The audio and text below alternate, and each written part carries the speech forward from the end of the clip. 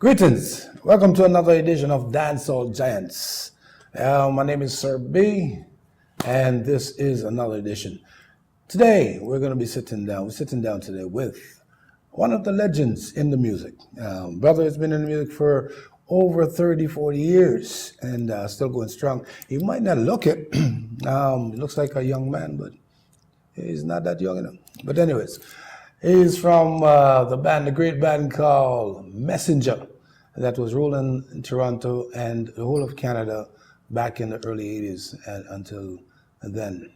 Right now he's doing solo work and he's now back in Jamaica doing some work, and he's residing in Jamaica these days, but he's now passing through Toronto. So I grab him and we're going to be sitting there, we're going to be talking for a little while. So right now, ladies and gentlemen, let me introduce you to the one and only Mr. Lazah Current. Greetings, my brother. Blessed love. And how you doing? Give thanks. I'm good. A little bit cold, but well, right now I'm not cold, but outside there, man, it's nothing you're not used to. Nothing you're not used to. I was here before. I was living here before. So, yes, we know that you were previously living in Canada. Yeah. And you did a lot of work here, matter of fact. Tell us a little bit about when you get started in Messenger.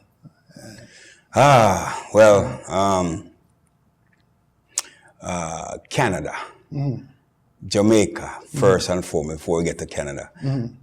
Jukebox, music. So you started out in jukebox? Jukebox you used to punch a lot of jukebox. Yes. Right, so music.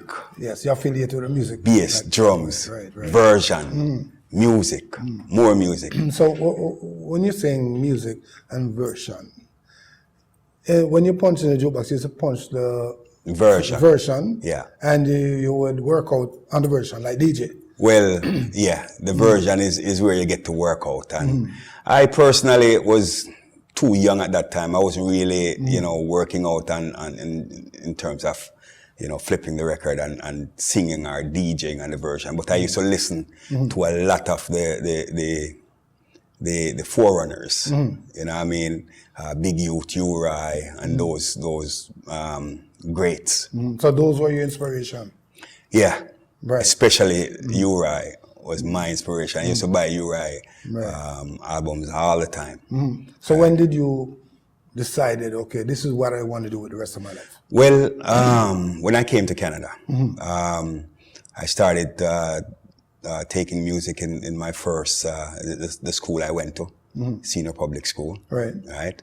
And started playing trombone, but my arms were a little bit too short, right? Couldn't get it out there. No. So then after I attempted to play the trombone, I decided to try drums, and drums wasn't my favorite either. Bass was all, bass and drums is something that I love, but bass, the bass, I always loved that. Right, so you get to master the bass? Yeah, I went to, once I got into high school, then I started to fool around it quite a bit. Right. And learning songs, playing it, bringing friends together and jamming and stuff like that, right? Had my little band that I put together at a young age. And, just jamming around through high school, and then I went to Humber College, and that's Humber College of Music, out in Rexdale there, right? Right. And that's where I took up the bass really seriously, right? And spent a couple of years at Humber College. And after a couple of years, I wanted to get some music. I wanted to get into the music thing. So I started visiting back to Kitchener because I was in Toronto. I lived in Kitchener and came to Toronto to go to the college and stuff, right? So basically, I went back and forth after a time to Kitchener. That's when I met up with Messenger. They were just starting out also. Where were they located at that time? They were located in Kitchener. Ogigi is from Toronto here, Right. but the rest of the members were from Kitchener. Okay, they resided in Kitchener. They resided in Kitchener, and you know, being that I was residing there too, Right. you know, I was there and started. So I did got, they I invite got you interested. They invited me to join them. Yeah, Right. They asked me to, and I go, but you guys got a bass player already, which was Errol Blackwood. Right. He plays bass, right? So.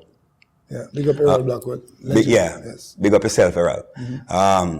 So I said, but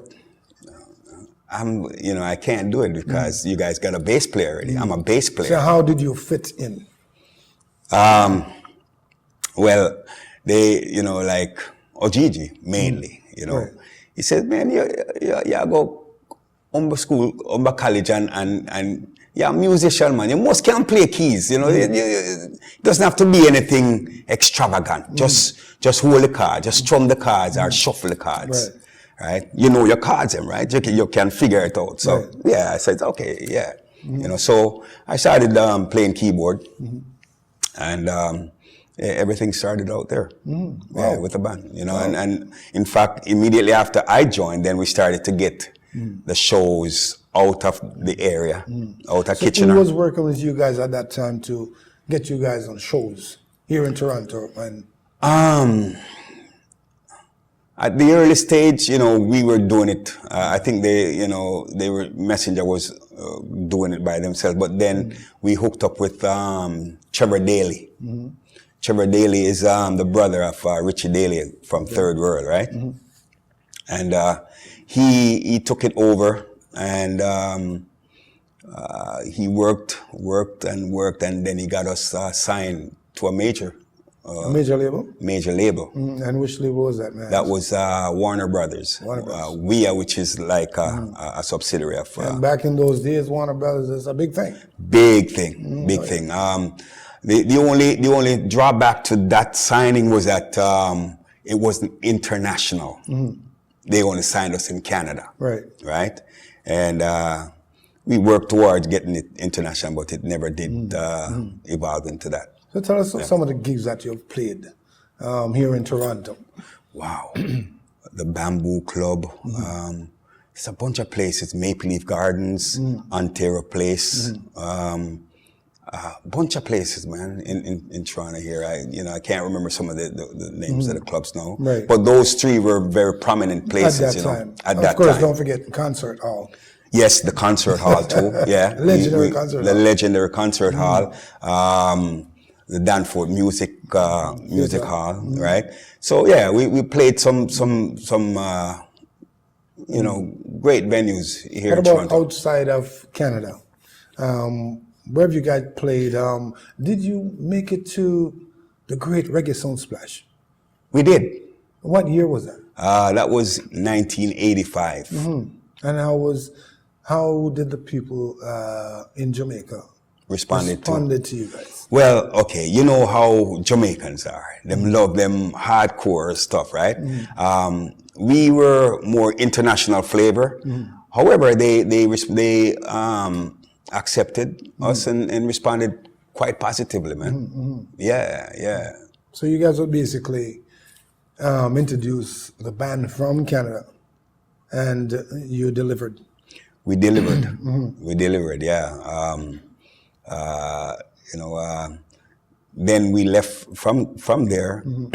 We came back to Toronto and toured extensively throughout Canada, coast to coast. And then we also went into the States and did a good portion of the States too, from east to west, mainly in the West, California, Arizona,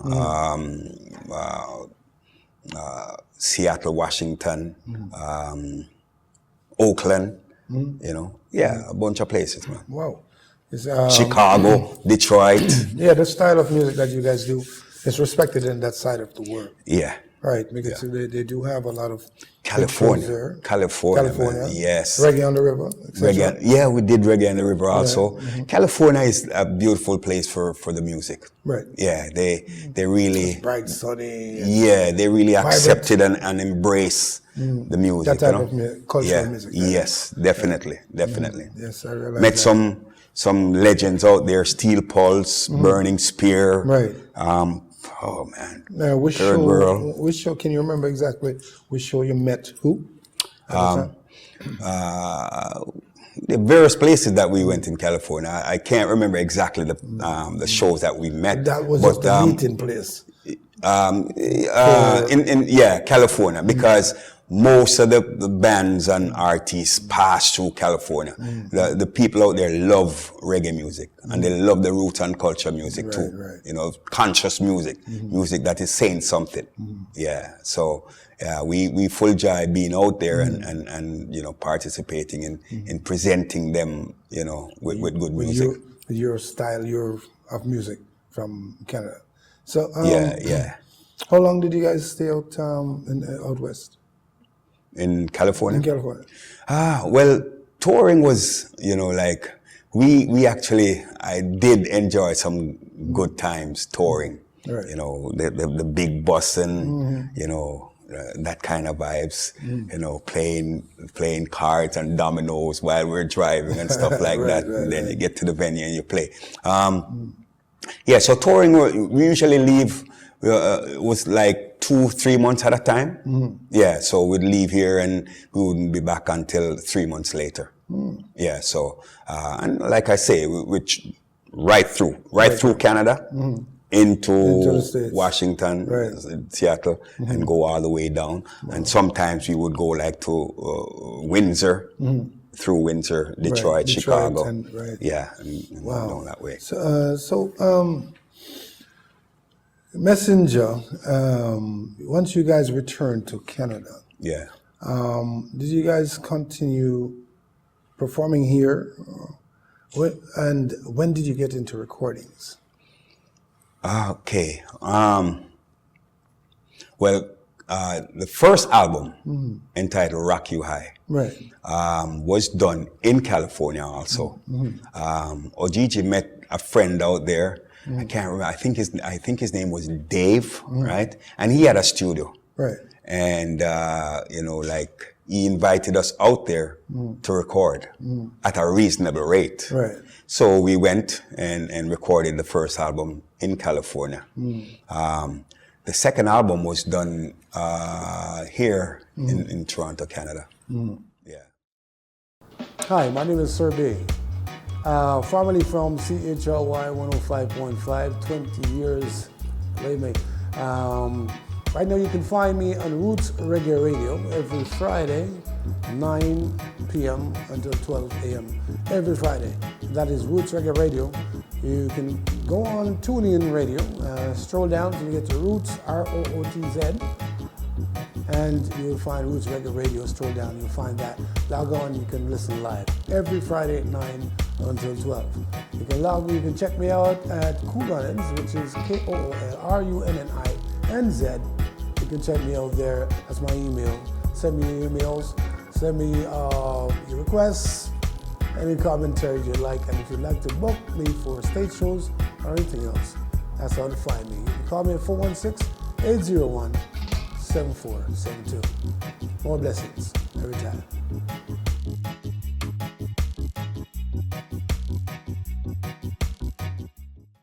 Ladies and gentlemen, we're speaking to the one and only Lazah Current from the great band Messenger.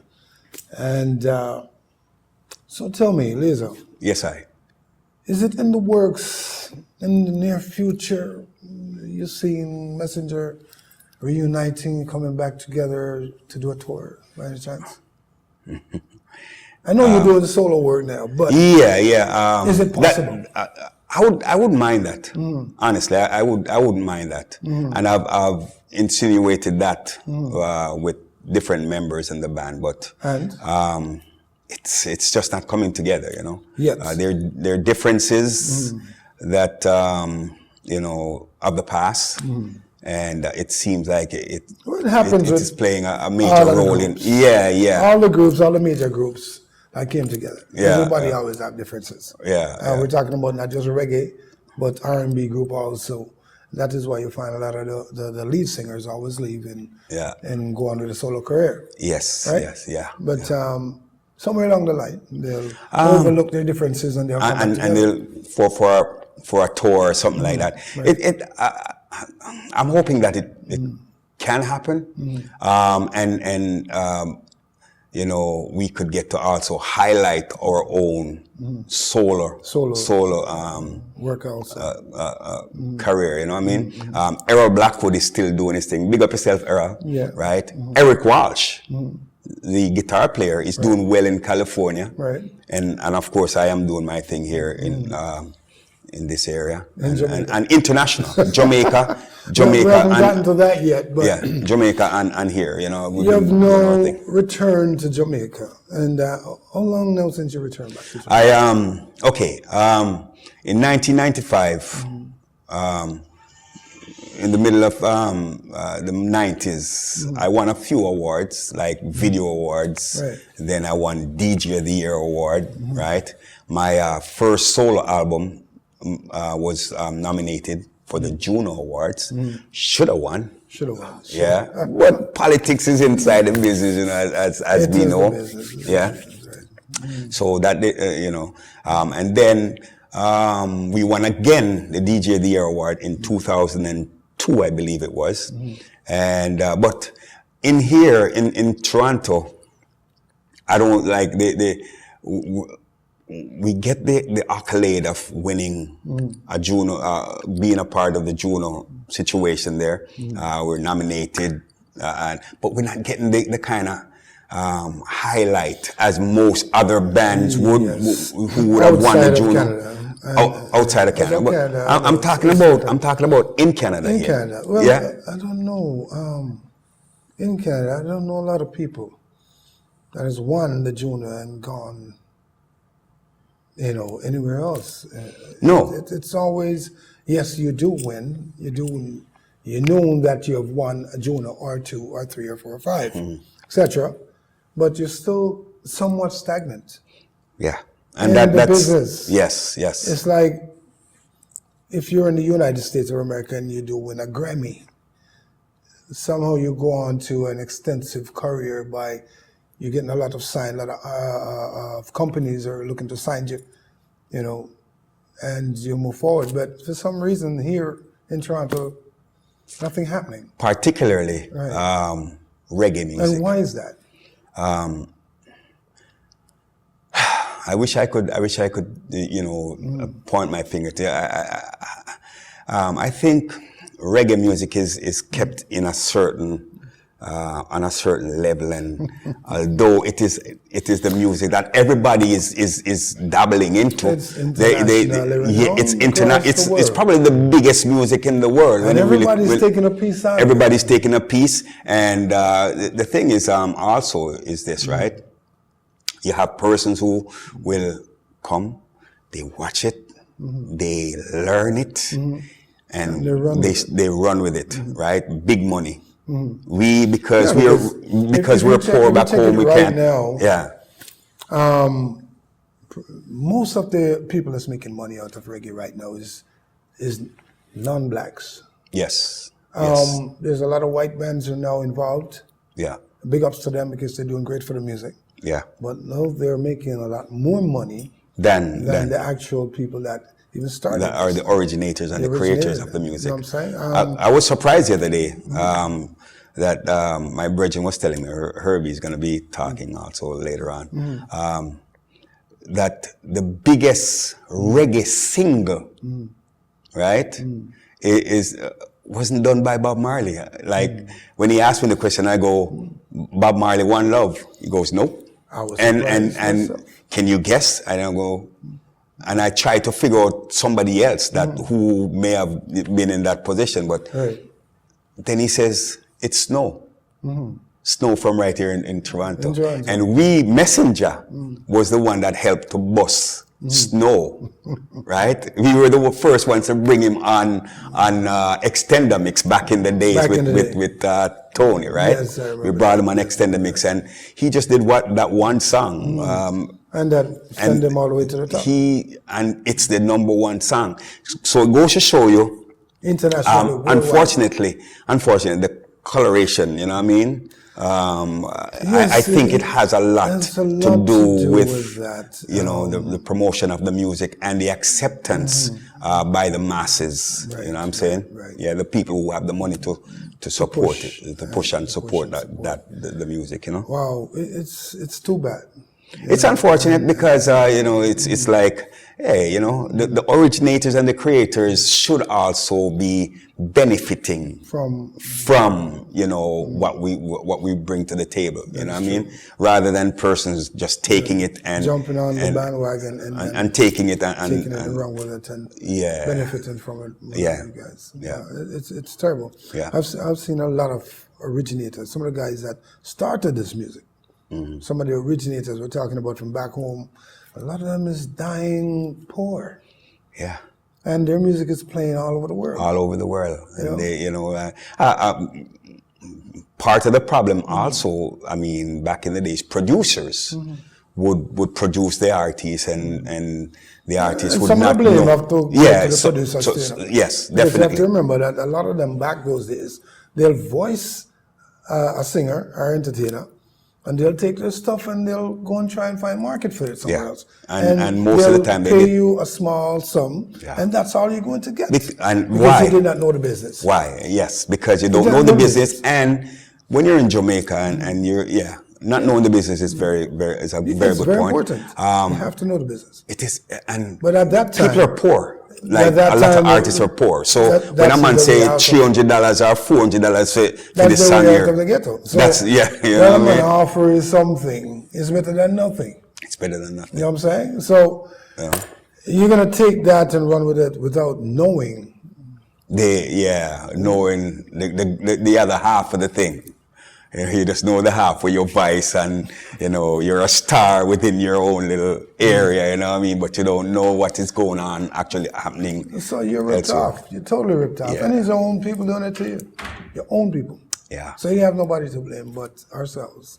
Yeah, and really and truly, it is a fact that even the fact that you know you have some bands, white guys now playing the music and stuff. We like. Wow. We don't take we take our stuff for granted, you know. Well, we take it more seriously than we actually do. Man. Yeah, man. And until we start coming together, as musicians, radio disc jocks, everybody comes together as one to try to make this thing work. An industry. And make an empire out of it. Yeah.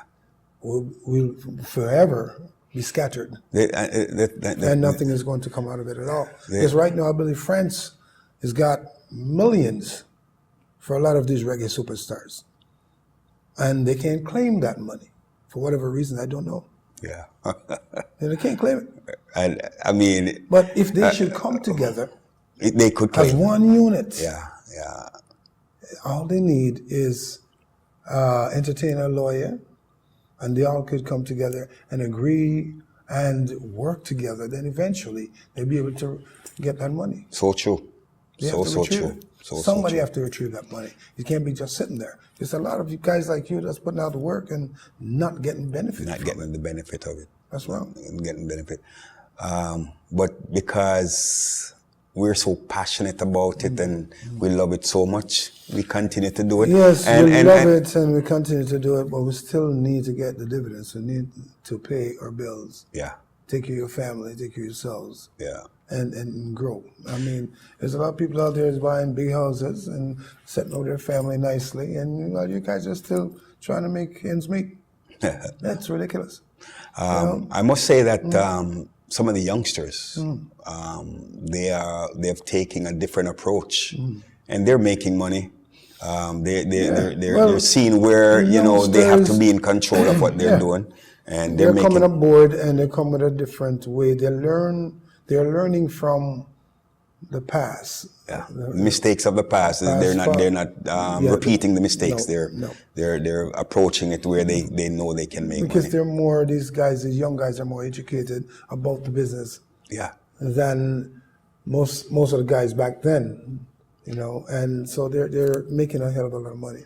A suggestion that I personally have, because back in the days when with Messenger, merchandising was a very good thing, and for the most part, is a brand. Yeah, it's a brand, and it should be merchandise. Yeah. Across the world. Exactly. Starting right here in Canada. That was beneficial. I'm quite surprised that I don't go around the Toronto area and I see like banners and T-shirts and hats. The Messenger. Yeah. Messenger was a great big band that was created right here in Toronto, Canada. Yeah. And I feel that some of these youngsters can, you know, take a page out of that, you know, and you know, particularly the ones in Jamaica, the ones who are coming from Jamaica, because a lot of artists come here, they got a good name, and they come, they perform. It's only about the performance on stage. They don't have any merchandise to you know, to sell and all that stuff. And that's where most of the money is. That's where you make so much more money with merchandising than the payment that you get when you perform live. You know, and once they realize these things and, you know, approach it from that angle, then you know, they can do so much better monetarily, making money, you know. That is true. Yeah. Tell us, now you are working solo. You're in Jamaica and you're putting out quite a bit of music. Yeah. A lot of singles, as a matter of fact. How is it happening in Jamaica for you? Tell us about that. Yes. In Jamaica, I've been able to traverse from studio to studio, making music. Particularly, I worked at Gorilla Music. One of the bass players originally from Canada here is Tony Basie Hibbert. Right. He went to Jamaica, like a lot of us did, and so he's also a return resident. Return resident. So like yourself. Yes, like okay. And others who have gone back and have really gotten extensive work. Sibley's, Bump, Johnny Osborne, and many others. A lot of them has returned back to Jamaica and did great. Yes. And still doing good. And still doing good. Yes, like Leroy Sibbles. He was here for quite some time. Yeah. He went back to Jamaica. And doing quite well. Now touring the world. Internationally. Yeah. Then you mentioned Johnny Osborne. Yeah. Also another one, went back and just blew up. Yeah. And I believe Leroy Gibbons. Yes. Also. Yes. Yeah. And he practically ran the 80s. Yeah. Okay. So now you're returning to Jamaica. Yeah. So Gorilla Music. You're basically waiting for your turn. Yeah. And I'm feeling something now, and I'm feeling. So you believe it will happen? Yes, I'm feeling that kind of energy that is, you know, people are responding positively to what I'm doing. Like I said, I did my album. The first project I did in Jamaica is the album entitled Better Tomorrow, right? And that was with Basie Hibbert, like I mentioned. Right. Then I did my second project, my second album in Jamaica is entitled Musical Migrate. It's a producer from out of Switzerland, right? Who learned from, I was working with some people from Poughkeepsie, New York, right, with my Better Tomorrow album. Right. They helped me quite a bit exposing my music around the world. Right. And this guy was in touch with these people from Poughkeepsie, the guy from Switzerland, and he introduced me to some rhythms that he had, and I thought they were interested. So I decided that, you know, I would work with him, and so I did. And hence my third album entitled Musical Migrate, right? My fourth album is completed. It's entitled Power to the People. Now, Power to the People is a song that I collaborated with Luciano, Ja Messenger on. Messenger. Right. And that song is So this enjoying great airplay. As you mentioned, you just had another album completed, right? Yes, Shouldn't I don't know? Everybody do this thing a little bit different, but shouldn't you be like putting out a little more singles before you decide to collaborate in that album? well, this particular song that I have with Lucy is a single of that album, and it's the only song that really that is off the album that is out there in Radio Land right now. Because what I'm saying is, before you decide to put together an album, you should have a few singles out there playing on the radio. Well, remember, we went through that process back in the 90s, right? Because after I evolved out of Messenger, I decided that I was going to go back and forth to Jamaica, creating singles, making singles, and I would do it, bring it back to Toronto, and I would get a lot of airplay that way. And we continued that for some time until it evolved into the first album. Right. So that was how my first album came about. Right. Yeah. So, but the second album now, I mean, it was done, and we released it, and persons would get the first album. A lot of disc jocks played what they wanted to play from the album, you know, rather than and maybe we could have managed it a little bit better by saying, hey, this is a song that you should play as a single. Song to play off. Yeah, as a single. A single to push that particular song. Right. But it that didn't probably happen. would have worked a little bit better. Yes, it would have. I believe. And but the beauty of the whole thing is this, right? That songs that were not paid attention to of these albums are still relevant songs that can also be released. All the songs on the album is still relevant today. Yes. The songs that you did back then could play 10 years from now. From now. Those songs is not a song that dies in a week or two. Yeah. Unlike some of the songs it's not a trendy thing. Yeah, there's some of the songs they're making today, the last 2 weeks, and after that, they said it's old songs. Yeah. But your songs, they stand the test of time. Lifelong songs. Planted in good soil. Not on stony ground. We're sitting with Lazah Current, of course, you know, with an extensive career like he has had for over the years, still continuing to do his thing throughout the rest of his time. We'd like to see a brother like this rise to the top of his career, to be just as great as all the rest of them out there that's making and building and surviving with this music called reggae music. Get behind him, support him. His name is Lazah Current, formerly from Messenger. And once again, I'm gonna ask everyone to reach out to Messenger, the band, and ask them to come back together one more time to do a tour. If it's not just here in Canada, but around the world. We want to see you guys go international. Once again, put the difference aside and just bring it back together one more time. If it was up to us, some of us, then it would be. It takes everybody together. Yeah. And if you have a vote with the rest of the band, then if the majority say yes, then you go with the majority. Right? Yeah, well, that's virtual. That's virtual. You know, it's a democracy. Yeah, I agree.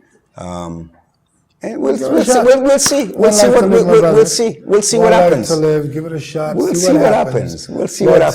I want to say respect.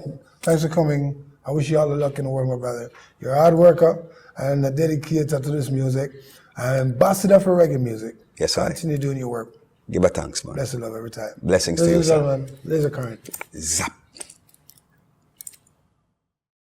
Hi, my name is SirB. Formerly from CHLY 105.5, 20 years later. Right now you can find me on Roots Reggae Radio every Friday, 9 p.m. until 12 a.m. every Friday. That is Roots Reggae Radio. You can go on TuneIn Radio, stroll down till you get to Roots, ROOTZ. and you'll find Roots Reggae Radio. Scroll down, you'll find that. Log on, you can listen live every Friday at 9 until 12. You can check me out at Koolrunnins, which is KOOLRUNNINZ. You can check me out there. That's my email. Send me your emails, send me your requests, any commentary you like, and if you'd like to book me for stage shows or anything else, that's how to find me. You can call me at 416-801-7472. More blessings every time.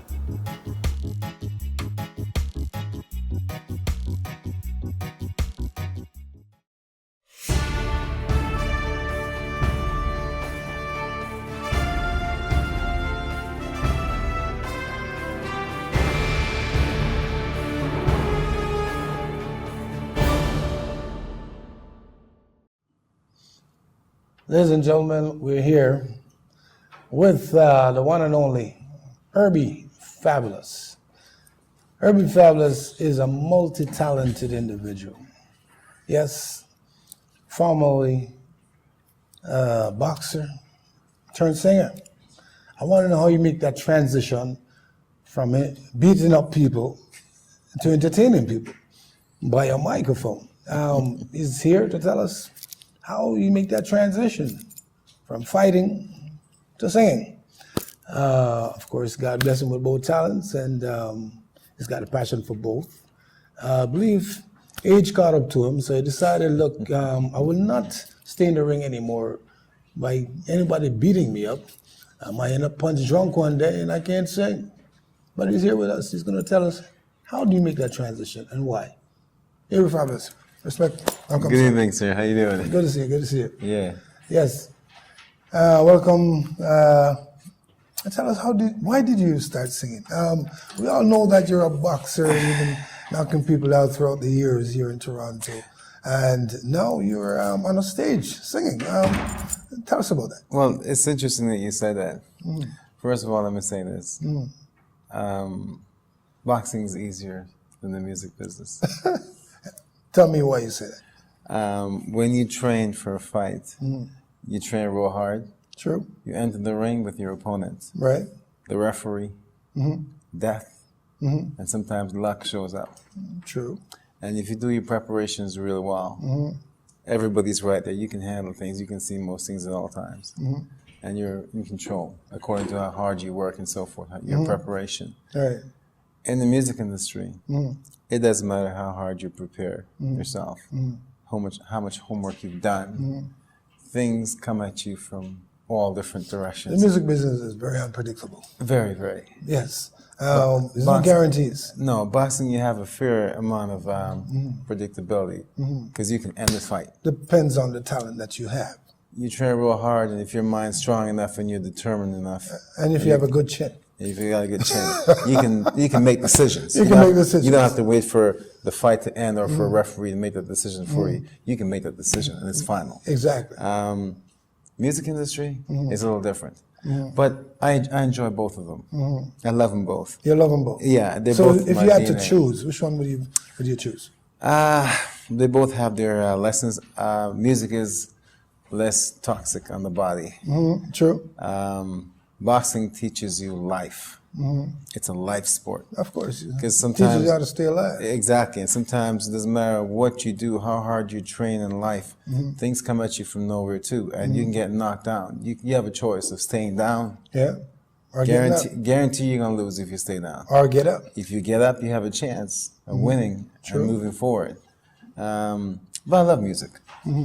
It's in my DNA. As a young child, my mother used to sing operas, gospel music every Sunday night when she was doing the laundry back in Jamaica, ironing and singing and so forth. So I was born in music. And I'm a music fan first and foremost. I'm also a sports fan, and I'm a boxing fan. So what makes you decide you want to do reggae music? Of all music, you decided to do reggae. Well, that's my roots. Music. That's my roots. That's your roots. That's my roots. Reggae is a feeling. You can't really describe it. It's a feeling. You got to experience it. Okay. And it's a touch your soul music, emotional music. It brings out everything. It's a feel good music. It gets you grooving. It gets you moving. more like nothing else can. And I That's love what music. reggae music. Reggae music is the heartbeat. It's a heartbeat, man. Heartbeat. Big time. Yes. Once Yeah. you feel that thumping sound, Yeah, makes you want to move. exactly. Right, exactly. right. And so, do you play any instruments by chance? I play guitar. You play And guitar. ironically, in high school, all through high school, I played drums. Yeah. Okay, so you and Lazah have the similarities. Yeah, because I actually, when I got to high school, I started playing. I wanted to play saxophone. They told me that no, you got to learn how to play the clarinet, and then you have to learn how to play flute. So the fingerings are quite similar. So I Okay. played saxophone for a small period of time, but then I like drums. I like drums. I learned to play I drums. always loved drums myself. I learned to play at always home loved drums. with 2 pencils and books on the bed. I always loved drums, and bass was my. Yeah, two but favorite. I play guitar now. Yeah. Enough to write and so forth. That's Yeah. good. So, I realize you've been doing some recordings also, Yes, and you have a couple of songs right now playing Yes. on the radio. yes. And Overseas a lot more than in Canada. yeah, and where when you say overseas, where are we talking here? Gambia for some. In Africa. Yeah, in Africa, quite a bit. Quite a bit. In matter of fact, I did a live interview there yesterday on Paradise FM 105.7. It's the biggest station over there, and their phone lines were jammed. Wow. Yeah, and on the album there's a song called "Rest in Peace," which is a ballad. It's the only ballad. It's an oddball on a reggae album, but they're loving that song. Well, there you go. It's not what you like, what somebody else Yeah, like. they're really loving the song. a lot. Exactly. Yeah. You know. I got a lot of feedback from there. So once you today. do an album, sometimes you do an album and all the songs you do like probably about 12 tracks on the album, and you have a last song for a filler, Yes, and you didn't take it serious. Yeah. But that's the song that hit. it turns into a gem. You know what I'm saying? Yeah. So it happens. It's one of those things. Yeah. Yes, man. I tell you, well, that's a good thing you're doing it, and how did you put the passion behind it? Yes. Hey, it will pay off eventually. I will become the most successful reggae artist in Canadian history. Look right there in the camera and say that. I will become the most successful reggae artist in Canadian history. And the reason for that is, number one, I'm blazing my own trail. I'm going where nobody else has gone and blazing my own trail. I'm not following history, I'm creating my own history. And, I live by the motto of that you rise up by raising others, and iron sharpens iron. So I intend to sharpen, empower other people as I'm moving along. And the purpose of my journey now, one of the biggest purpose of my journey is to be there for those that are less fortunate than I am. And I'm using the music platform as a means to do that. Do you have a time limit to get to that particular point that You know what? trying to get to? It's interesting you said that. I'm 54 years old now. And a lot of people say in their lives, I'm too old for this, or You're never I'm too too old. young. How did you wake up tomorrow I'm not morning? too old. No. I'm going to keep going. This isn't a retirement. This is in my blood. It's in my DNA. Right. So I'm just doing as I'm going along and let the chips fall where they may. So I'm not putting any pressure on my time, myself that I got to do this in a year or next year. No, I'm just So there's no blazing. time limit? No, I'm just blazing. But you forward. eventually will get Oh, there. absolutely.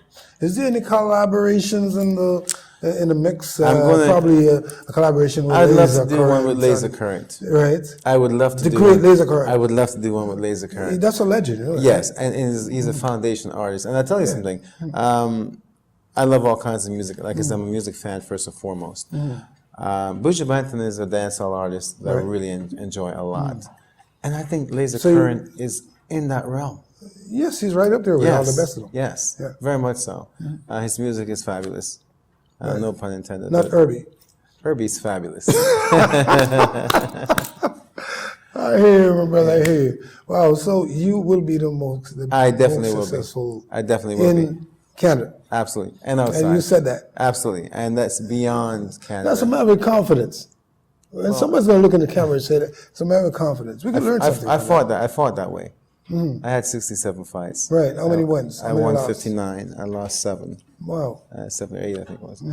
Professional fights. Yeah, and Or I amateur. had amateur and pro. And I had some very strong and tough opponents. My biggest one was Sean Black. He represented Jamaica for the Olympics. I think it was in 2000, and I was about 15 seconds away from going to the Olympics. Is that right? Yeah, because I didn't stop him. I had to knock him out or stop him, but I beat him by decision. Right. So boxing taught me a lot. Who would you have liked to take on in the ring while you were fighting? Did you have anybody in mind that you would like to fight? I fought everybody that came in front of me. No. Who would you like to fight? Believe it or not, Sugar Ray Leonard. Sugar Ray Leonard. Yeah. And why? Why? Because Ray is, but I mean, okay, let me put it this way. Ray is a scientist I know. in the ring. In the ring. And he is such a taskmaster. He studies the sport. He studies the science of the sport. And that's somebody that I would love to step in the ring with. I said I'd beat him. But I could probably learn a lot from him. From him? Yes. Okay. Anybody else? You. Not in this lifetime. That's a long time ago, and I have I would not go back there. Nope, not now. I still train. You still train? Yeah. I haven't trained in eons. So What I find now when I go back in the gym, I've been off for a few months, so knee injury I have is getting better. But what I find now is that a lot of young fighters, they fight with their physical strength. They don't use this. They don't do that. At all. That's a fact. So I literally go in the ring and I school them now at 54 years old. Wow. So, and it's quite interesting to see because they kind of argue with each other saying, well, when he comes to the gym next time, I want to work with him. No, I want to work with him. That's what I get a lot. That's a good thing. It's a really so good you're thing. teaching. I teach them a lot, yeah. Right, that's a and good physically, I'm able to demonstrate what I tell them. Right. But they don't use their skills at all. Well, if you put somebody on your wings and bring them, who knows? I don't have the time. I wish I could. I'm more focused on Maybe music. one day. Maybe one day. I'm focused on music. Right Yeah, now. it's a little easier. That's right. Because you're on your way to be the greatest reggae music performer here in Toronto, Canada. And we want to see that happen. It's we gonna would love happen. to see that happen. It's going to happen. Believe me. And you're also taking on some promoting skills also. Yeah, you know what? That's part of being different. That's part of not following the norm, so to speak. Right. I prefer to create my own events and create my own situations. Right. And that also gives me a chance to, while I'm here in Canada, to highlight some of Toronto's other talents. Right. And give other people an opportunity as well as I'm moving along. Again, like I said, I'm not following history. I'm creating my own history. Ladies and gentlemen, Herbie Fabulus. And the name speaks for itself. Fabulous. And I hope to see you do good, man. Thank you very much. Wish you all the best in the Thank world. you so much. All the luck. Yes. All right, take care of yourself. You too. And remember, look out for this man. This is greatness talking here. All right? May I say one thing real quickly? Go ahead. Thank you, all the Toronto fans, for supporting. Thank you so much. I appreciate it. You guys can connect with me, Herbie Fabulus, Herbie_Fabulus on Instagram, and just Google Herbie Fabulus and connect with me. And thanks for supporting the journey. My brother, Yes. thanks for coming. Yes, thank you. Until next time. Ladies and gentlemen, that does it for another edition of Dancehall Giants. And this brother is destined for greatness. Let's see. Until the next time, take care. This is SirB. Remember, it's nice to be important, but it's more important to be nice. Take care. Hi, my name is SirB. Formerly from CHLY 105.5, 20 years, believe me. Right now you can find me on Roots Reggae Radio every Friday, 9 p.m. until 12 a.m. every Friday. That is Roots Reggae Radio. You can go on TuneIn Radio, stroll down till you get to Roots, ROOTZ, and you'll find Roots Reggae Radio. Stroll down, you'll find that. Log on, you can listen live every Friday at 9 until 12. You can check me out at Koolrunnins, which is KOOLRUNNINZ. You can check me out there. That's my email. Send me your emails. Send me your requests, any commentary you like, and if you'd like to book me for stage shows or anything else, that's how to find me. You can call me at 416-801-7472. More blessings every time.